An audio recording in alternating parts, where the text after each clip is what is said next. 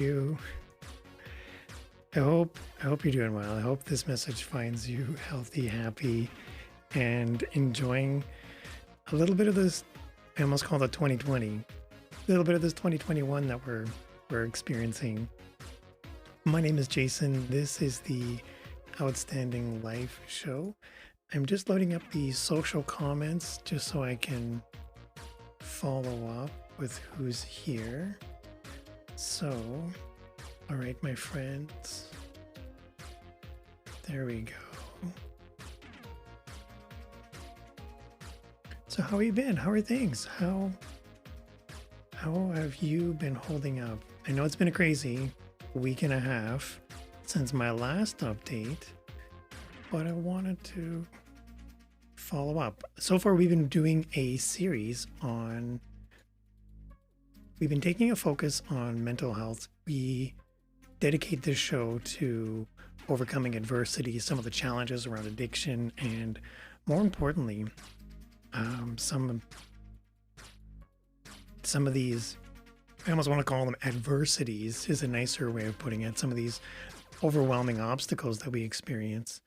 But I've recently been in contact, and the topic came up about self-mastery, and we have been doing a whole bunch of different topics all around self-mastery, because self-mastery, it is a wide topic. It is a wide range. And when I say wide range, I mean adversity by itself is, I almost want to call it like the art of facing challenge. Okay, hold on, I'm going to come back to me here.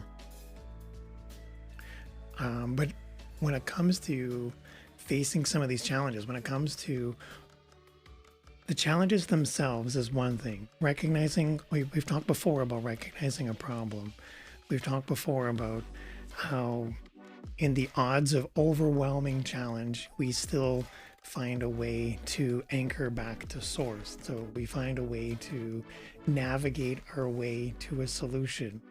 And in a previous stream, we've talked about white knuckling our way through life, where you throw the Hail Mary and you're just praying for rain. I don't know if you get that reference, where you're just hoping that things work out. You're just rolling the dice. And I've done my fair share of hoping and wishing that things work out after I found myself in a precarious situation, thanks to my addiction, thanks to my alcoholic brain and my addict mind. So these are things that are, I don't want to say they're not foreign to me, but I've been in situations where my alcoholic brain and my addict mind have made decisions for me so much to the point that I'm in a scenario where I'm just hoping I get through it. And that's never a fun scenario to be in. That's never a fun predicament to I don't want to say weasel my way into, but I have no one else to blame except me if that's where I am, or if that's what I've done. So when it comes to adversity, those are the act of the challenges themselves. We've talked before about another component about self-mastery, and that's the resilience side.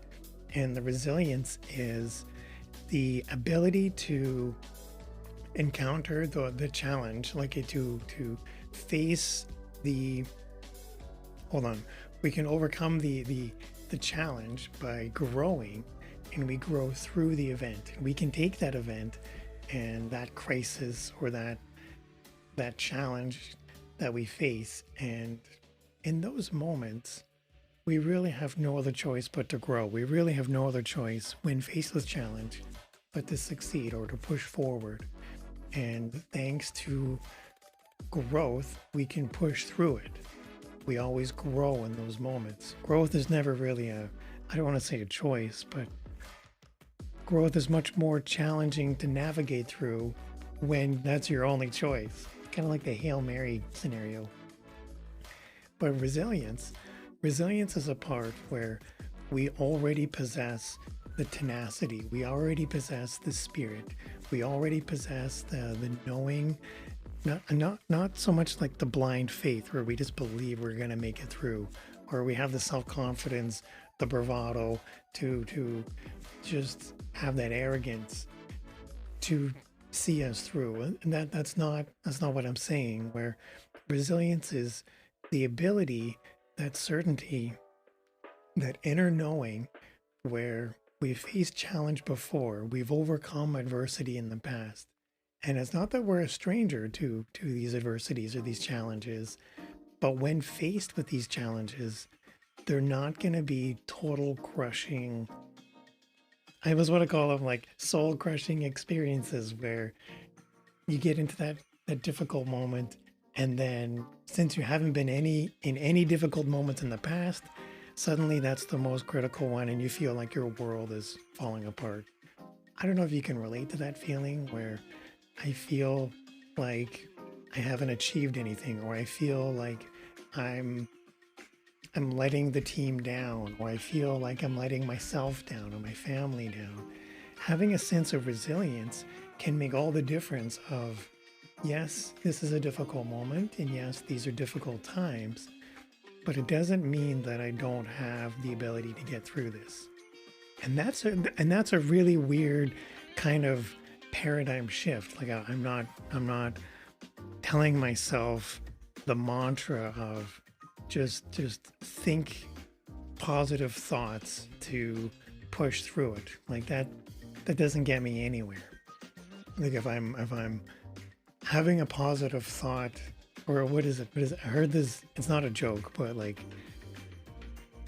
somebody said, they're like, Jason, you're such a positive person. And I was like, oh, cool, that's awesome. And then they were like, but if I'm positive that I'm broke, that doesn't change anything. If I'm positive that this is something that is difficult, that doesn't change anything. And they're right. Like there's a point where positivity in itself is not the act of pushing through it. It's more so, I don't even want to call it like a mindset. It's more of the resilience component to self-mastery is much larger than just a mindset.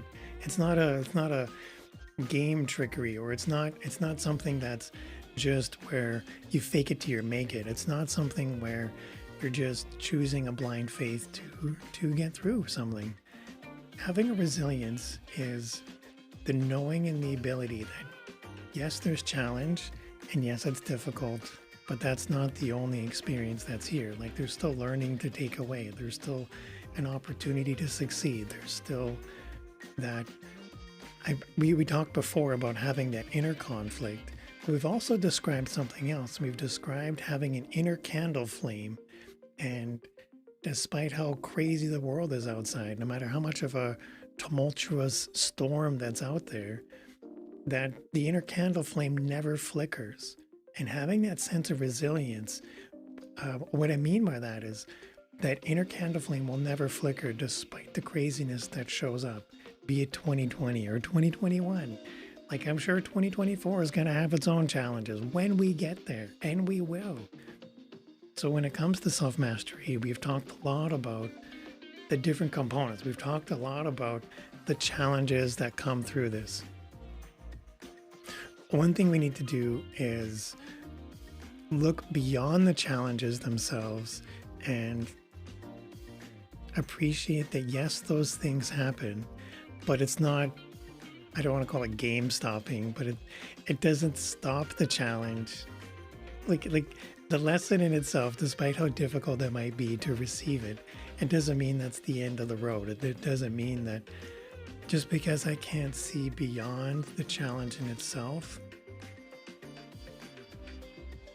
doesn't mean that there's no success, is what I mean.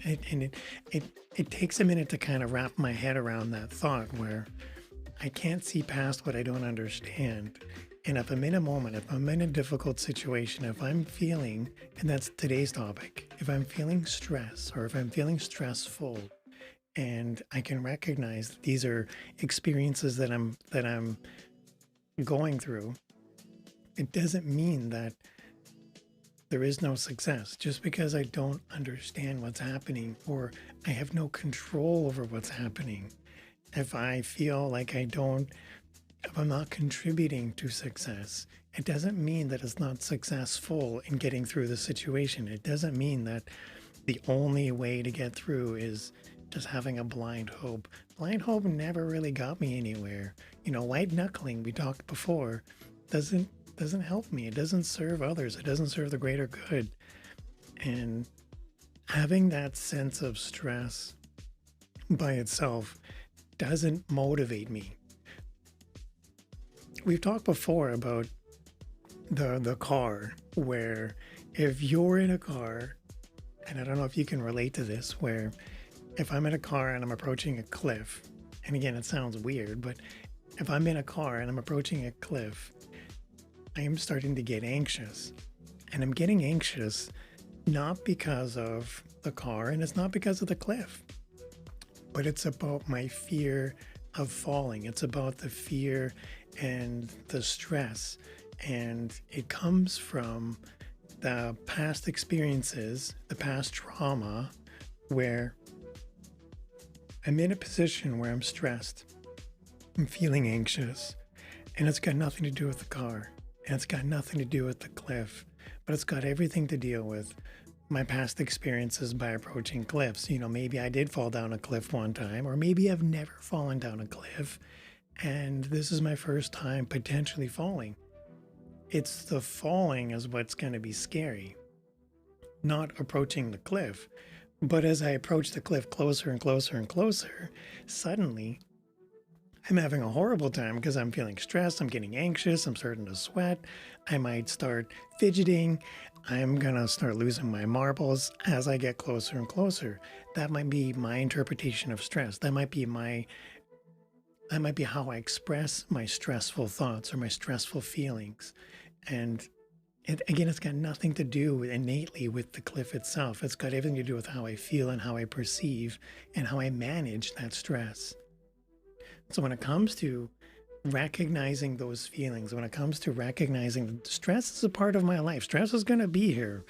Stress is going to be a part of what goes on throughout the rest of this year and for the rest of my life. What I'm saying, though, is it's okay to feel stressful, and it's okay to have moments where I'm not feeling 100%, and it's okay to have those moments of anxiety and not know what to do.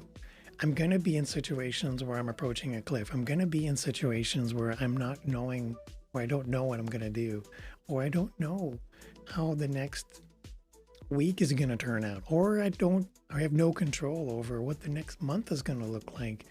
What I do have control over is how I show up. And what I do have control over is how I present myself. And it's not in that blind faith, Hail Mary, praying for rain scenario. It's about having the resilience and the tenacity and the spirit. It's about having that inner candle flame that never flickers despite how crazy things might be. I'm sure this year is going to be crazy, but I'm going to have a lot of experience and I'm going to grow from this. It's going to be an adventure, and it's not always going to work out. But what does work out is my ability to recognize that I'm feeling stressed. And what does get more strength in recognition is believing that there are going to be stressful thoughts and there are going to be stressful moments. But what I'm also able to do is to recognize it for what it is, to give it that 3 seconds. If I can count to 3 and if I can breathe in, and I've talked before about some of the exercises I do using the calm.com app, where I'm able to start practicing some of these daily meditations so that when the event comes, when the stressful moment hits, when things get crazy and I'm not sure what I'm going to do, I can start taking those actions and breathe, and I can start taking those moments where I can absorb the moment. And I'm not letting the moment make decisions for me. Like, I'm not letting the stress make decisions for me. And I can have faith. I can stay calm. And I can own the moment and look beyond my fear. And I'm able to look through the challenge and see it for what it truly is. And it's an opportunity. Yes, challenges are going to happen, and we've said it before that not all challenges work out in favor of all parties involved. And sometimes that means me. Sometimes that means I'm going to have to check my ego at the door. Sometimes that means I'm going to have to take a loss, and maybe that means I'm going to take 2. I don't know. But despite what comes, I'm going to show up. And I'm not going to let that fear drive me away. I'm not going to let that fear make decisions for me to avoid approaching any cliffs. And again, the cliff has nothing to do with this, but showing up and having that resilience and believing in myself means more than holding on to my fear. And it means more than holding on to my stress. I don't know about you, but I've had my fair share of stressful moments in the past year. But I've learned a lot about myself too. I've learned to, when challenges happen, when things go wrong, I can still find a way to rather than focus on the problem and then, oh, woe is me, throw in the towel. I find a way to look for an opportunity and what can I do and what can I learn and what can I do next time? Is there a way that I can grow? Is there a way that I can help shape this into something much more productive? I don't really know. And it's still a learning experience. And I don't claim that I know everything. And I don't, I have no room in my life for more ego. So I don't make room for more ego to grow or to develop. I was inspired by this topic today it was this Instagram post. And I want to show you here. Hold on. Okay, I want to show you the Instagram post. This one's from the Mental Health Commission of Canada. And they talked about, and it says, don't feel guilty if it's hard to focus. And the quote here, I'll read it out. It says, stress can hamper the brain's ability to focus. It can even reduce memory. So don't feel bad if you're not performing at your usual level. The fact is, this isn't business as usual. Be kind to yourself and take solace in the knowledge that you're doing your best. I was like, wow, that's awesome. I'm digging that quote. That quote seems to be pretty cool. It resonates, like that's 2020 in a nutshell. So when it comes to challenges, when it comes to adversity, when it comes to resilience, all of that bakes into what over the past, I would say, week and a half, we've gone over different components of self-mastery. And what that means for you might be different than what it means for me. I wanted to do a quick summary of each of these in mini episodes rather than go into one big, long, deep episode. And I'm having a lot of fun doing it. And I hope you are too. If this is something that means a lot, or if you've enjoyed some of this, definitely let me know. I appreciate some of the comments I've been getting and some of the messages that people have reached out to. I can see Alina's here. Hello, Alina. Thank you for your message. I appreciate it. That's awesome. But in the meantime, friends, hold on.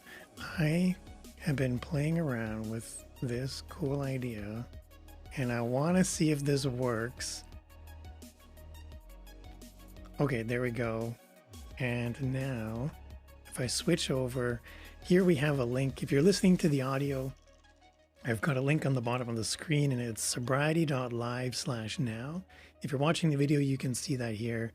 But I've got this set up. So if you visit that link, sobriety.live/now, this brings you to a page where here we have this one. And this is just a series of links. And these links go and they have the link to the podcast. So I've got the audio version of these videos. Got the audio stripped and it's inside a podcast. So you can catch it on all your favorite podcasts. I've got a video guide and there's Coursera certificates, and there's a lot of great free courses, everything from mental health to positive thinking. These are free until March, so these are running out of time. We've probably got a couple of months. If you want to watch the videos, so these videos are put on both Facebook and YouTube. And I tried doing something on Twitch and I was having a hard time. So we'll work on that Twitch component. I'm not sure how I can figure that out, but we'll get there. Okay, so now we also have the written version. So I've got the transcription of the video, and that's over on the blog. So I've got audio and I've got video and I've got written. And then if you want to start up calm.com, definitely check it out. I mean, it's 30 days free calm.com. If you click the link, I get nothing out of it. I already have the lifetime membership to calm.com, so I'm not getting anything out of it. But if you want to check it out, 30 days free, I highly encourage you to do that. Here's a couple of my most popular videos, reaching out for help, and then my morning meditation. So these are all available on the link where it's sobriety.live/now. In the meantime, friends, thank you for stopping by. Thanks you for being a part of the conversation. I look forward to seeing you in another video. In the meantime, you have fun. All right, bye-bye.